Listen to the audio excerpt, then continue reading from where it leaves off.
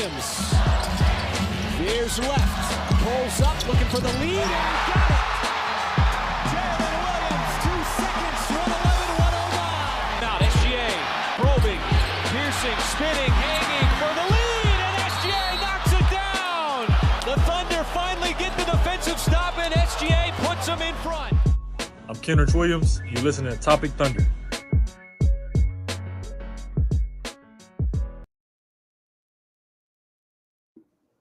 And welcome back, everybody, to another edition of the Topic Thunder podcast. I'm your host, Dylan Finger at Thunder Chats. We are part of the Believe Network. This podcast is, well, I keep saying that, but it's just brought to you by us. We're here. But, hey, that's what we're talking about. And it's brought to you by fans of the Western Conference Finals, Oklahoma City Thunder, going to the Western Conference Finals for the first time since 2016.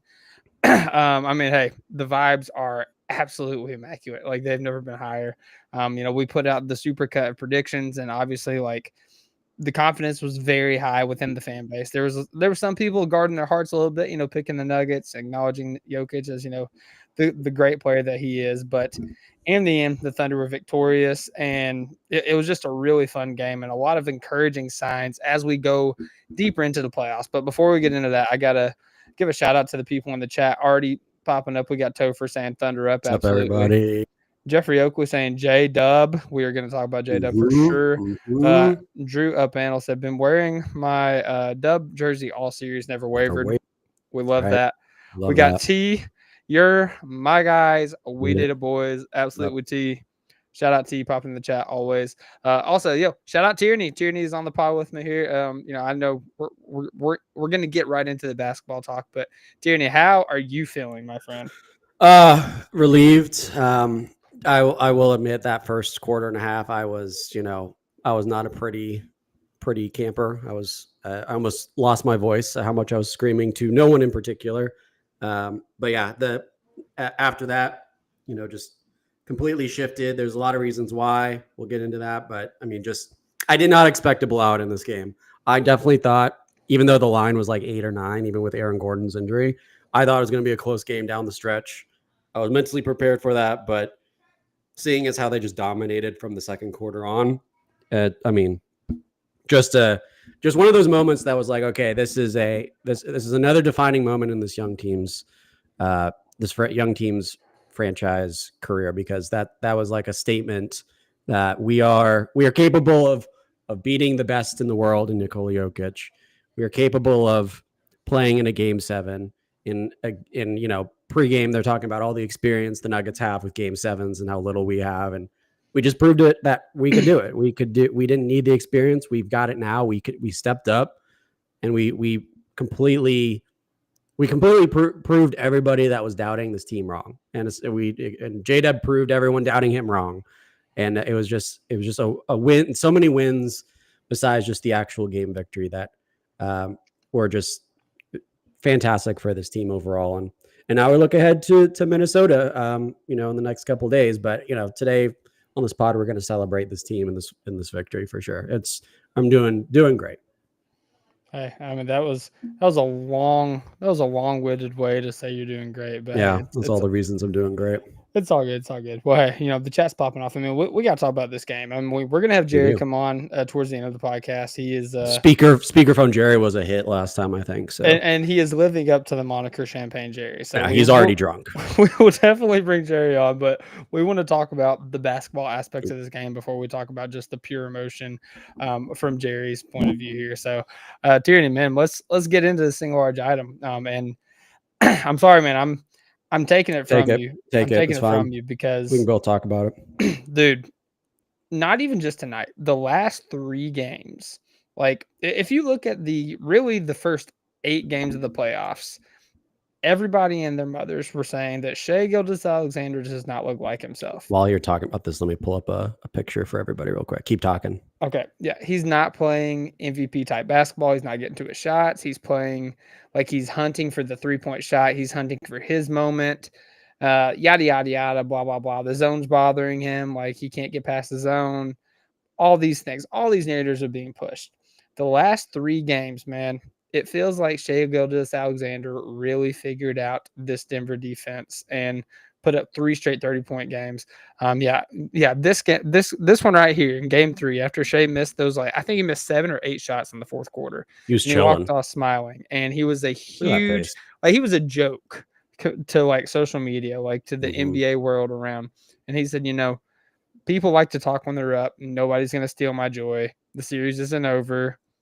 Going to keep fighting. And keep fighting he did, and fought all the way to game 7. Now, we haven't had a game 7, stats to look at for Shai. Like, he played in game 7 against Houston in the bubble. But A, that was in the bubble, and B, it was the second year as an NBA player, completely different role. Tonight, man, answered the call in a huge way. 35 points, 3 rebounds, 4 assists, 3 steals, 1 block, 4 stocks from the MVP, and basically 3/4 of action. 12 of 19 shooting, 3 of 4 from the 3-point line, 8 of 9 from the stripe, 0 turnovers, and was just making like bone-crushing play after bone-crushing play for the Denver Nuggets defense. Like, every time it felt like they were getting something going, it felt like Shai was making a steadying bucket.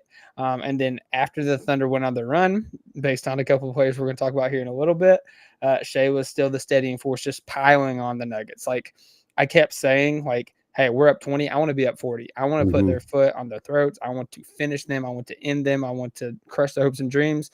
And Shai even said after game 6, it's like, your dreams either come true or, your hopes and dreams are crushed. And he crushed Denver's hopes and dreams tonight, methodically, and in the way that we know Shai will. An assault on the rim, a flurry of mid-range jumpers, and sprinkling in some efficient 3-point shooting, and knocking down his free throws as well while protecting the ball. He only had 4 assists tonight, man, but like early on, he could have gotten so much more, dude. They were just not hitting their shots. Yeah, he was creating so many potential assists for his teammates, so many good looks, and his teammates weren't hitting the shots early on. And then by the time they were, there wasn't a lot of assists go around because it was just points off turnovers, like ISO, like feed the hot hand. So yeah, shout out Shai, man, because like in the face of adversity, you had a chance to end the series in Denver, and Shai played out his mind in that game as well. We didn't have a recap for that game, but he played out of his mind. He injured his hand. It looked like it was really bothering him, and he was able to battle through that. And also game 7, doing what he needed to slam the door shut on the Denver Nuggets. So shout out to Shai Gilgeous-Alexander. Yeah, his playmaking. I mean, he's had some pretty incredible playmaking in his career. This goes up there as like one of his best of all time.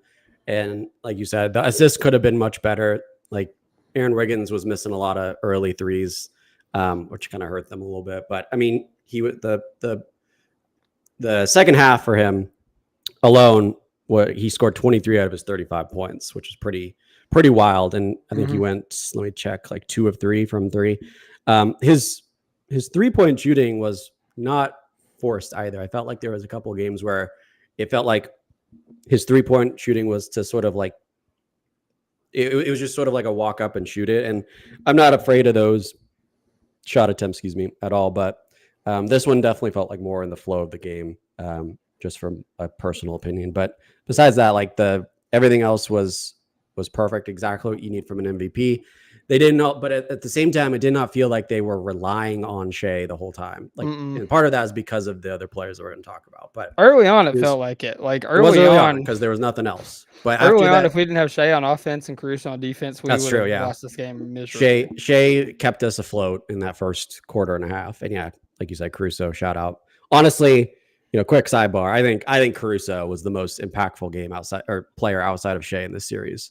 You might have an argument for Kaysen too. Like, both of those guys, consistent as hell. Wait. What do you mean? Do you mean Cookies and Cream? Are you talking about the dynamic demon duo of Cookies and Cream? Man. The game wrecking machine. The game wrecking machine of Cookies and Cream. Buy the shirts right now. Could you pull up the shirt while I know, I should have had that up. Yeah. But yeah, those two outside of Shai were probably the most consistent, the most confident, the most impactful the entire game. And while I'm pulling up the shirt, Shai's performance just exactly what you want out of a potential MVP. Chet Holmgren post-game interview mentioned, he is the MVP, should be announced, I assume, in the next couple days. I wonder if they're going to do it game 1, Tuesday. It would make sense. We will see. It would make sense, but yeah, we have some other merch in the line that we will not show just yet. Oh, it's so for fire. that. But I will remind everybody that the cookies and cream shirt is available on our store, and I will go ahead and put a link in the chat for everyone here if they'd like to purchase it as well. We have a couple of options of either the Yeah. light gray or the dark gray. So Beautiful. Lots of different sizes. So we've had a lot of purchases already. We appreciate everyone who's gotten one, but still available. Get yours. Mine should be in, I think, by tomorrow. So yeah, I think mine's supposed to come in this week too. So can't wait to be rocking that. So, and we have more merch on the way too. But yeah, shout out the Cookies and Cream Demon Duo. They were big outside of Shai's performance as well. Yeah, I wish there was a way to see how many like fast break points, transition points each player had, because it felt like all of Kaysen and Caruso's points were in transition. Caruso, I mean, between the two of them, they had 5 steals. Like, I mean, that's just game records. Kaysen Wallace, you know, he hit one big three. Caruso hit another big three, and they both had mean, nasty slams in transition. Caruso was later on, just like the right-handed spike, I think, from Kaysen. And then Kaysen Wallace with the poster over Nikola Jokic, the exclamation point to the victory over the Denver Nuggets in Game 7. I mean, it was just like you can't draw it up more perfectly. Yeah, both of those. I mean, obviously the Kaysen dunk was a statement. That was already up when they were big. But the other one too that you mentioned with Caruso, who slammed it, that resulted from an entry pass to Jokic, kind of at the free throw line, and Kaysen just kind of came from the weak side. And as soon as Jokic turned around, there was a hand in his cookie jar for to make it appropriate. To make it a little appropriate. And Jokic had no shot. The ball was already knocked out of his hands, and Kaysen was already going the other way. It was just that overall was such an important part of this series, was that how difficult it was for Jokic to just even get the ball a lot of times in an entry pass like that. And even when he did get the ball around the perimeter, how difficult it was for him to even get a shot off. That was, I think that's one of the best defensive performances we've ever seen on the best player in the world, because we talked about it a couple games ago too, but his stats have just been so down and so consistently down this whole series. And it's, they just wreak havoc. And shout out also Caruso, because when Ihart was in foul trouble early and got out, he was like the primary ball defender for Jokic and was still able to hold his own, even though he was giving up like 1.5 feet and probably like 150 pounds or something. I don't know. But those two were very, very, very impressive. But we kind of burying the lead a little bit. I want to get to my cookies and cream. We had to talk about it. We had to mention cookies and cream. Go buy the shirts. They're great. Now, everybody in Game 6, most people in Game 6 were at the very least frustrated at J-Dub. At the most, we're thinking about trading this man. Crazy things online, on Reddit, on Twitter, etc. Jaylen Williams at all. Yes, Jaylen Williams. I think I actually have it up. Had a little tweet, actually a little Instagram, after the game, which I think, if it will show up, is a little appropriate. After Game 6, the support versus the congratulations. Didn't have a lot of support in Game 6. A lot of people are congratulating him now because he just had a performance that shut all the haters down. By the way, people online were saying like Jaylen Williams has been doing this all series. He had a phenomenal game, I think Game 3 or Game 4, one of those two. Game 3, yeah. He had a couple of bad games. Everybody has them. Part of it might have been in the wrists. I don't know. But he came out tonight, proved everybody wrong. 24 points. 17 of those were in the first half, by the way. 17 of those were in the second quarter. Let's be clear. Wow, I did not even realize that. Thank you. Yes. The second quarter, he popped off. 24 points in total, though. 10 of 17. Hit 2 threes. 2 of 5 from 3. Didn't get to the free throw line a lot. Nobody really did except for Shai, which was another story, but whatever. And then 7 assists, 5 rebounds, and a steal. This man showed up when he needed to. And, part of the reason why it did not feel like it was just everybody hope and pray Shai has a great game was because that man, when he can play what he can play and he can do what he can do, which we all know he's capable of, it just completely changed the dynamic of this offense. And J-Dub showed up today. There was a moment in the second quarter when he was going off, and we saw in game, I think it was mixing up all my games. I think game 5 where he screamed at his wrist after he made that shot. Yeah, it was game 5. Yeah, you're right. And then today, after he had a fast break dunk, he just screamed at the ball, and he was just like, it was just this moment of like, I think he was letting out a little bit of frustration from the struggles he had in game 6, because in that moment he was like, and a couple plays before was when he hit his first 3. To me, that's when, I don't know if that was the first points he scored in that second quarter, but to me, that was the moment where I think he got a lot more confident, because I think he needed one to go in, and then he kind of just dialed in, and he was, the defense collectively was creating lots of transition plays, and Dub was a big part of that on the other end. And it just got him going. We knew he was capable of this. It's now just about consistency. Being consistent in the Western Conference Finals is going to be big. I know, people are a little bit overlooking the Timberwolves and saying like this is an easy path. I don't think the Timberwolves are easy by any stretch. It's going to be a tough series, and I think you need Dub to be consistent as hell, because Shai is, but you just cannot rely on him. And today was a big game for him. But we tip our caps, we give him his flowers. Fantastic overall, but looking forward again to the Minnesota. We want to see that. Doesn't need to be 17 points in a quarter, but you need him to shoot or score 20 to 25. You need a couple threes from Dub. You need him to get to the free throw line a lot, and he's capable of doing it. We just gotta see if he can be a little bit more consistent. But today, shout out J-Dub. What a bounce back game. Yeah, I put out a tweet ahead of game 7.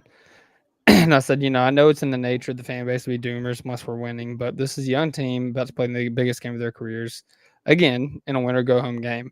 The best thing to do is instill confidence in them. I believe they could pull it off. That's what I'm gonna do anyways, because obviously we talked about the frustration that people felt about Dub and his performance in game 6, and I was frustrated. Like, everybody plays bad, but like he missed like 3 or 4 point blank layups and a dunk as well. It wasn't good.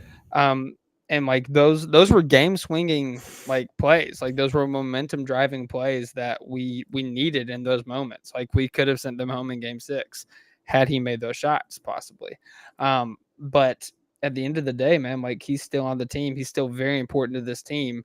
And we know, like, for better or worse, like this is a guy that is not chronically online, but he's online. He definitely has a presence online, posting on Instagram, like you were saying, the congratulations and the, what was the other thing? Support. Yeah. The support versus congratulations picture.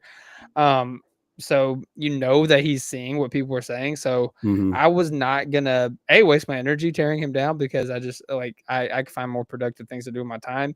But B, like, why would I tear down somebody that is still on my team that I am relying on them to win, to like dictate my happiness for like the immediate future. So I just never understood how people were just tearing Dub down. Like, obviously, like, yeah, be frustrated he had a bad game, because he was probably frustrated he had a bad game. Like, he doesn't want to play like that. He knows he's better playing like that. Obviously, it feels like he's going through something, in terms of like his wrist. So we should just uplift guys like that, instill confidence in him. And, like you said, we're definitely going to need him in the second round, because I was listening to Zach Lowe show when Andrew, their shout out, friend of the pod, Andrew, shout out to being on there.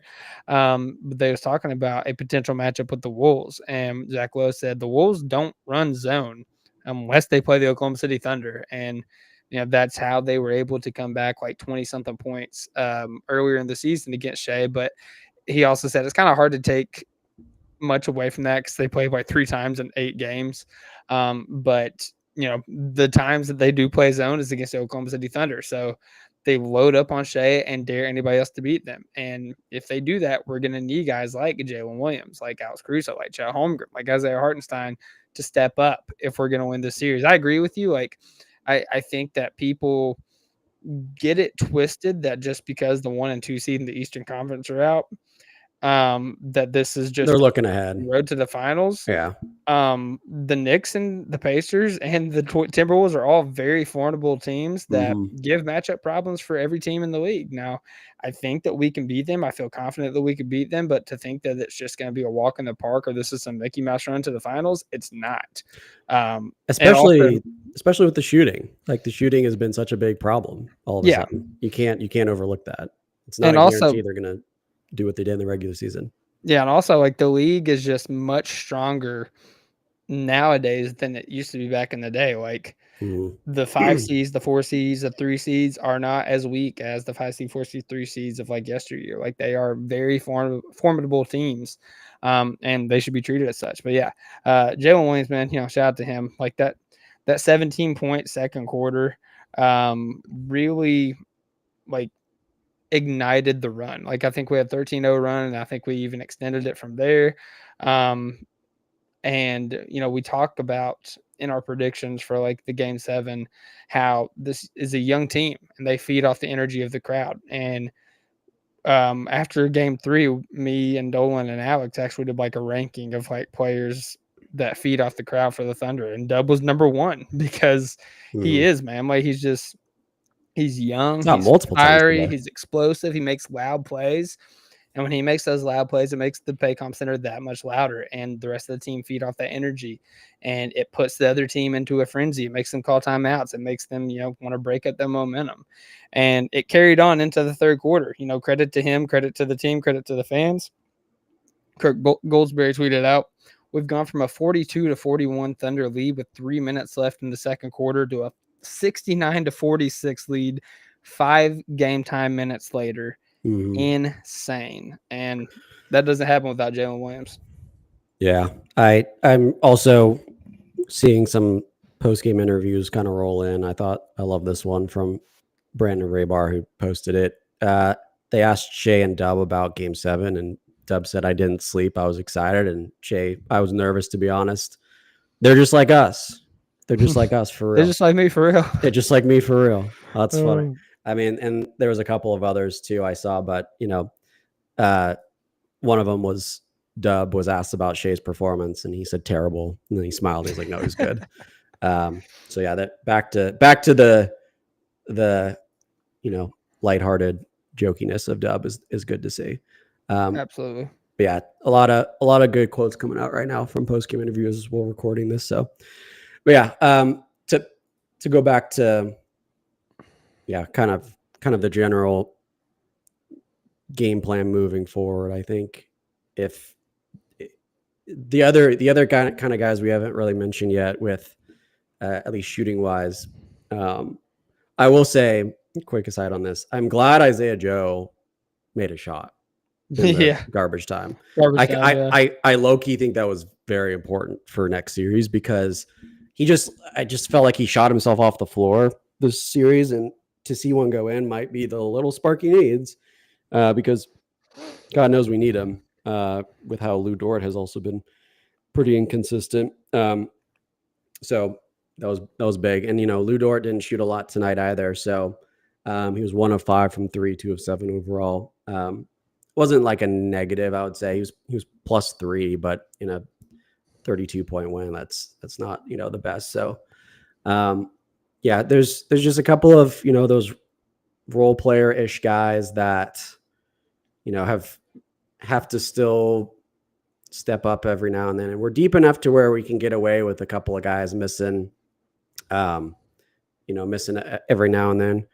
And that's kind of the beauty of having this team. But you would like to see some of the shooters that we've had in this team for the whole regular season step up a little bit more in the Western Conference Finals, but we'll see. Yeah, Drew said in the chat they needed a jump start. He'll carry over to game 1. I completely agree. I think that was a big garbage time period for him.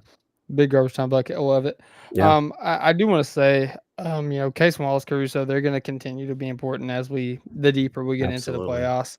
But as much as this series wasn't a Lou Dort series, next series absolutely is a Lou Dort series. We are going to For the need defensive him end, yeah.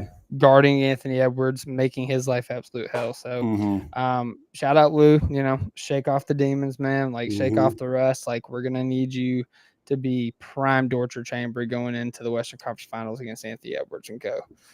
Do you think they're gonna? I mean, obviously Dort's gonna be on Ant, but do you think they're gonna go with the double big lineup? Because it was kind of interesting how they started with it today, and then they I don't know if it was intentional or if it was because of the foul trouble, but Mark kind of went away from that and he was kind of alternating Isaiah and Chet, and that's when things sort of took off. So I'm wondering if they stick with that double big because of Gobert and Randall, or do they give up a little bit of size and keep kind of the formula that worked in Game 7? I would say they probably try to at least start double big for the series, just because the Wolves are a big team, man. Like, I mean, Conley aside, like Ant's a big 2 guard. J Mac is very large, like wing player. Julius Randle's big. Rudy Gobert is obviously big. So, yeah, I think they still start out big at least. Try to force the issue on that end. But it's going to be a challenge, man. Like, people are worried about Anthony Edwards, and like Julius Randle has been a monster in these Yeah. playoffs, and we don't really. He's kind of the Aaron Gordon of this series to me. Yeah. Like, the guy that's gonna, you're focused on the number one star player, but we know that's coming. It's the people around him that always seem to be a nuisance. Yeah, and they got some depth too on the Wolves. Yeah. Shout out Brandon Raybar said that Shai on playing his cousin Nickeil Alexander-Walker in the West Conference Finals said it'll be very fun. It's hard to explain. If you know how close we are, he's like my second brother. We've been through every stage of life together. It's very special. ... But I'm gonna try to take his head off for sure. Amen. Shout out. That's called competitiveness. From your lips to God ears, Shai. Family don't matter when it's the playoffs, brother. I love it. Yeah. I mean, I guess at this point we should, as we're booking in the pod, we should bring on Jerry. Now that we got the basketball out of the way. Yeah, I haven't talked to anybody about this, but I think that we should try to come on tomorrow and kind of preview the series. Sure. And then, of course, we'll be back live game Recap. 1 against the Minnesota Timberwolves. But let's get Jerry on the horn and get his thoughts. I'm sure it's By the going to way, be profanity waste. If you have not subscribed, we passed 900 subs on our YouTube. Oh, nice. Closing in on 1,000. That's hype. Hey, Jerry, we just passed 900 subs on YouTube. How do you feel about it? How do you feel, Jerry? How many? 900.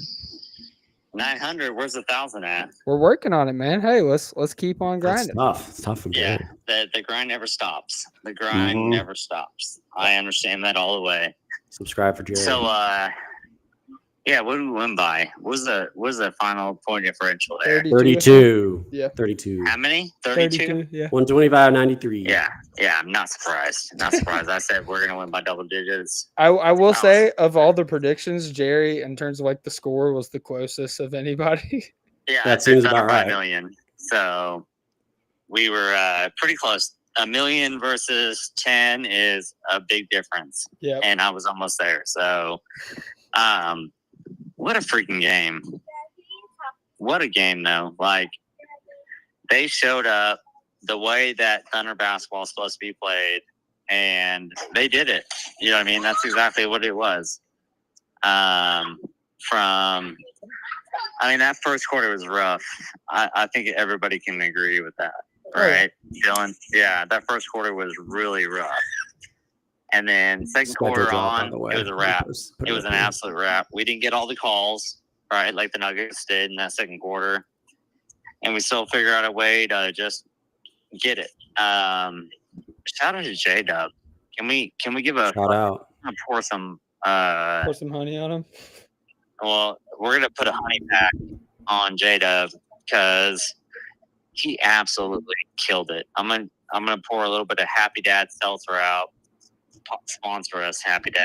But I'm gonna pour some out for him because J-Dub played a hell of a game. Yep. just on the offensive end, but like shout out to the whole squad on the defensive end. Shout out to every last one of them. It was Dylan, can you ask him about Lou Dort? What he thinks about Lou Dort next My series? daughter's in the pool and shit, so she's want me to see it. Hey Jerry, Tyranny wants to know how you feel about Lou Dort. Oh, I love you, Lou. I hope you're doing well. Great. I really do hope you're doing well. Just what I thought. And what's crazy is he didn't even play that good offensively, but defensively he was straight clamps, and that's like everything that he did will not show up on the stat sheet. Everything that he did tonight won't show up on the stat sheet. And like Dub's points will show up on the stat sheet, but they won't show up on, the win. Dub, Caruso played absolutely amazing. Shout out to our bench tonight. They actually showed up. Not Mark playing Caruso. I don't know how many minutes. 23. How many minutes? 23 minutes. Holy shit. Yeah. Shout out to Caruso for just doing the damn thing. It was a great time. Great time.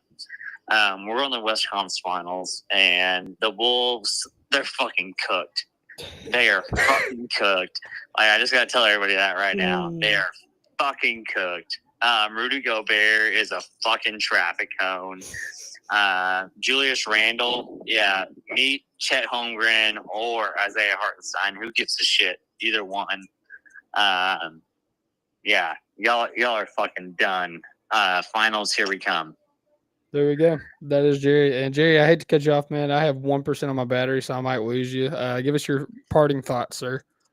The Thunder are the best team in the NBA right now. Hands down. Best team in the NBA. Got through Get a series prediction before he leaves. In the second round, which against a really great team. Like, the Nuggets are so underrated. They got their ass kicked today. Like, literally, like, they were choking on something. I don't want to say it on air. Yeah, I don't want to say it on air, but they were choking on it. Thank you. Like, tears coming out of their eyes. The whole nasty sound. But, like, good squad. And the Wolves wish they could hold the Nuggets jockstrap. They can't. So on to the West Conference Finals, man. On to it. Yep, absolutely. Hey, what's your prediction? Series prediction. Thunder in 5. They get 5. 1. Yeah, they get 1 in Minnesota. All That's right. how it's gonna work. Yeah, I think this series, in my opinion, is like it was a spark for the rest of the playoffs. Like that first one, like we knew it was gonna happen. You know what I mean? It's like playing your little sister in basketball. You know what I mean? And like it's like, that's cute. But like this one was like, all right, you're playing your cousin who beats you sometimes and sometimes doesn't. So yeah, we beat the fucking Wolves in 5. They're not that good. Okay. They're really not that good. All right. Jerry Drew in the comments wants to know that you're awesome. Thank you, Shout out, Drew. Drew. I appreciate you, brother. I appreciate you. Y'all have an awesome night. Thunder the fuck up. Absolutely. Right? We'll hit you up later, brother. Fuck up. Enjoy this, and we'll reset back to 0-0 mentality come Tuesday. All right, we're already at 0-0 mentality, Jerry. It's 0-0 every second. Fucking 4-3 right now. So. All right, man. Live it up. We'll yell at you later. All right. Bye, Jerry. Peace. Thunder up. Yes, sir. Thunder up. Peace. All right. We didn't talk about that, but in our group chat, we were just like 0-0 the entire game. Yep. It's so funny. And I love that mentality. We need to do that for the Wolves. That's the mentality, baby. Every second is 0-0. Hey, we should we should make a shirt that has the NBA Finals trophy with like the Thunder logo, and it just says 0-0 on it. So. We never stop. Never stop 0-0. Never stopping, baby.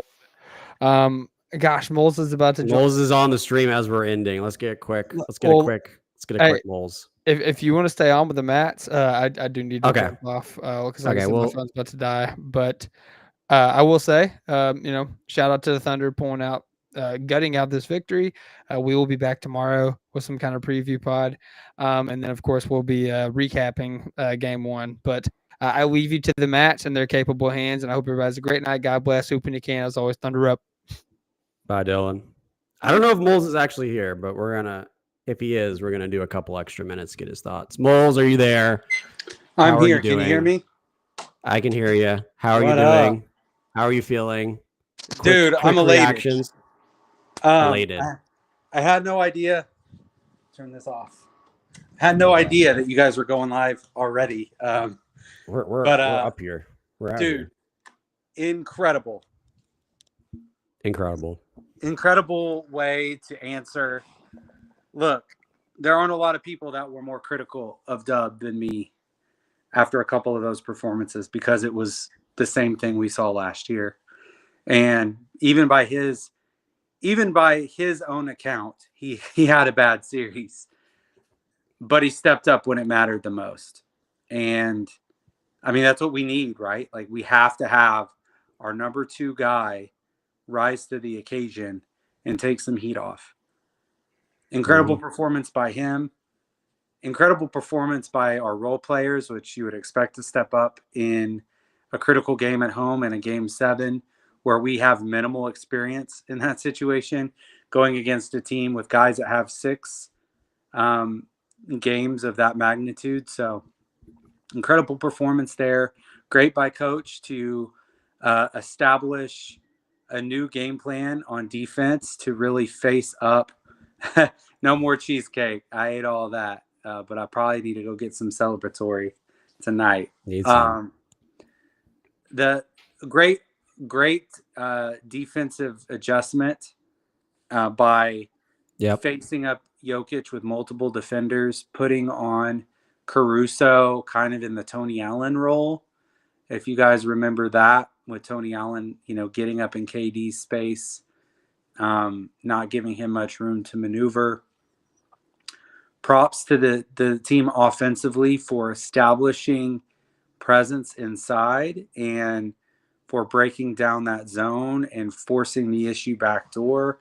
We saw 3 or 4 lobs to Chet on that action, and so really helped us. Points in the paint through the roof, and that's what you got to do when you're not hitting shots. You got to still get in and manufacture points, and we weren't able to do so at the line. So people talking about all these free throws and free throw merchant this and all that stuff, the disparity was clear over the last 2 games who had the friendlier whistle. Oh, yeah. The stats prove it. Yep. And yet Oklahoma City figured out a way to get it done today when they were still at that disadvantage. So props to them. Props to coach on both sides of the floor for the adjustments he made. Props to Dub for hitting the shots he was supposed to. Props to Caruso for being an absolute terror. Bald-headed demon, I think, as Chats lovingly puts it. Props to Chet for showing up. Although if he never would dribble in the open court in transition again, I'd be cool with that. I'd be pretty stoked about that, especially when he's got a guard to give the ball to in that situation. Obviously, now can the NBA finally give Shai the MVP? I think I mentioned it earlier, but I think Chet kind of said it. I think Tuesday would be when it happens. I don't know how they don't do it Tuesday. I don't know how they don't either. Makes no sense. It probably comes out Monday night, because and then they give it to him Tuesday, and then they give it to him Tuesday before. I kind of wonder what they would have done if Denver won this game. Dude, everybody wonders that, and you're not wrong. It's crazy. Because late. There's no reason for them to have kept it this close to the vest. Yeah. For this long.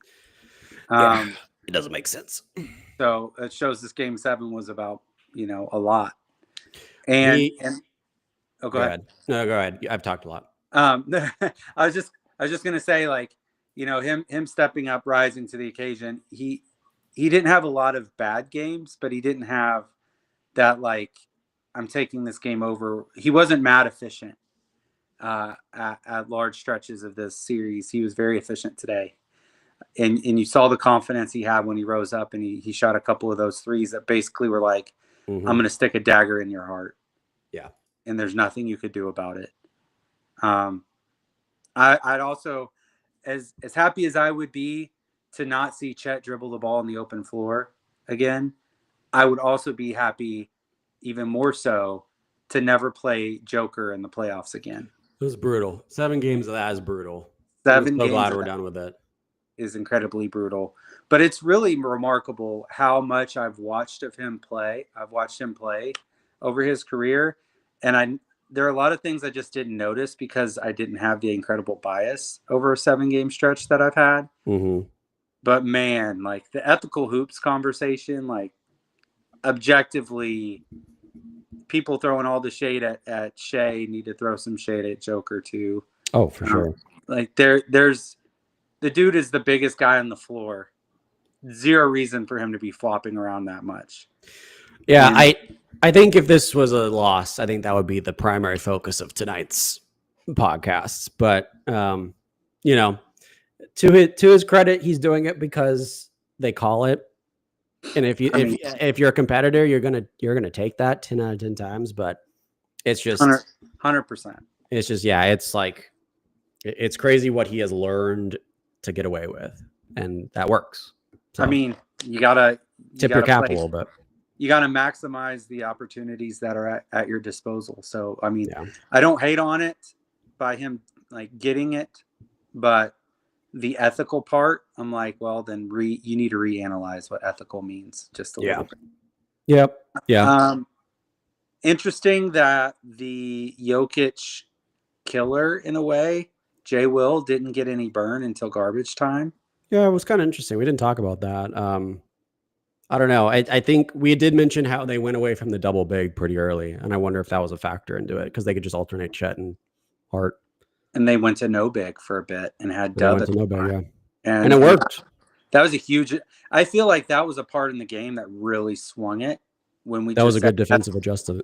We're going to go small and we're going to body up Jokic, even with Caruso, from 24 plus feet.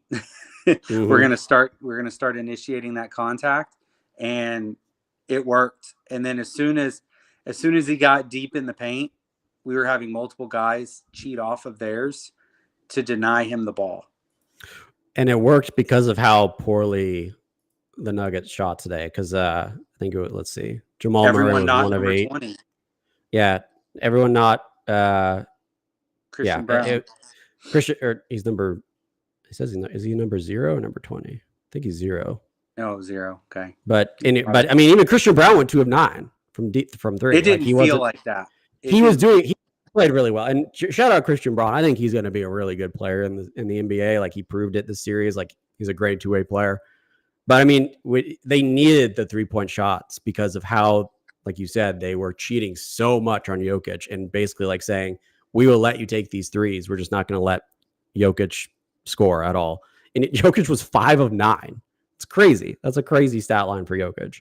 But a million free throws and 9 of 11 from the free throw line, which by the way was in the first half, which is crazy. Someone else tweeted it. I think Andrew Schlecht retweeted it. That was his career high in the first half for free throw attempts in a game 7.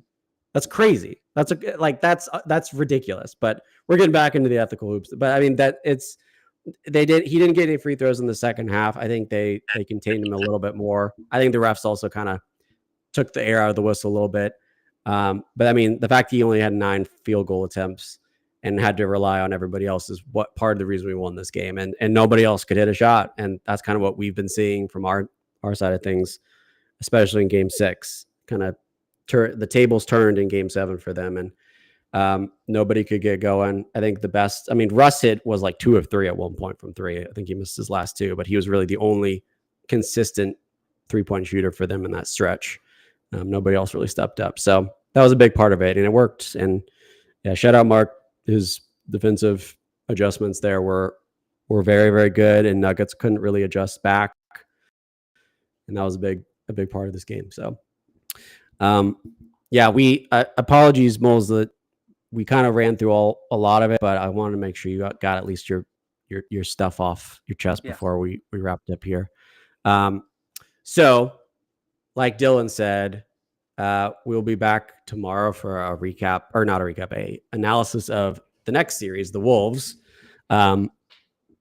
we play on Tuesday, so we'll be also live Tuesday. So we're going to be doing a lot of streams in the next few days. So be ready for that. Also, again, be sure to subscribe and like the video, like the stream. Moles, any final thoughts on the series we just had or the series upcoming?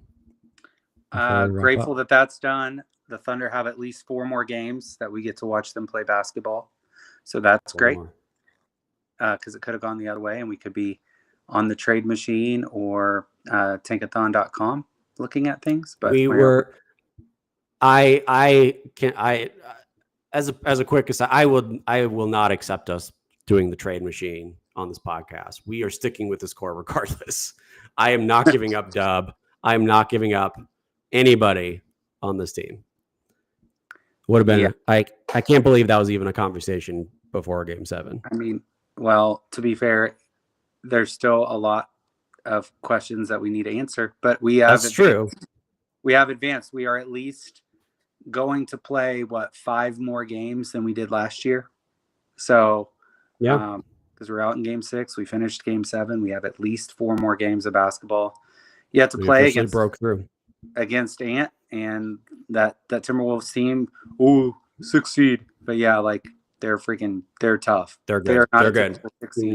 Do not overlook the Wolves. I'm gonna have to take melatonin tonight so I don't have Naz Reid nightmares, because if we thought Aaron Gordon was bad, I tweeted Naz Reid is the boss version of Aaron Gordon. So we were talking about Julius Randle too before you got on. He's been having a great playoff series. Oh, like a top 30 player in the NBA? That Julius Randle? That Julius Randle, yeah. Yep. They've got a lot of weapons outside of Ant, so it's gonna be tough. They're a squad, but Thunder all the way up today. Have your favorite beverage. Enjoy your Sunday. No Monday scaries, because we got to get through Monday to get to Tuesday. Nope. Right? So let's freaking go. It's Thunder up. So great win. Thank you all who joined live. Shout out everyone in the comments. Thank you if you're watching after on the YouTube or on the pod. We appreciate it. We will be putting out a lot of content between now and Tuesday. So be on the lookout. And we'll see you next time. Until then, God bless. Hoop when you can. As always.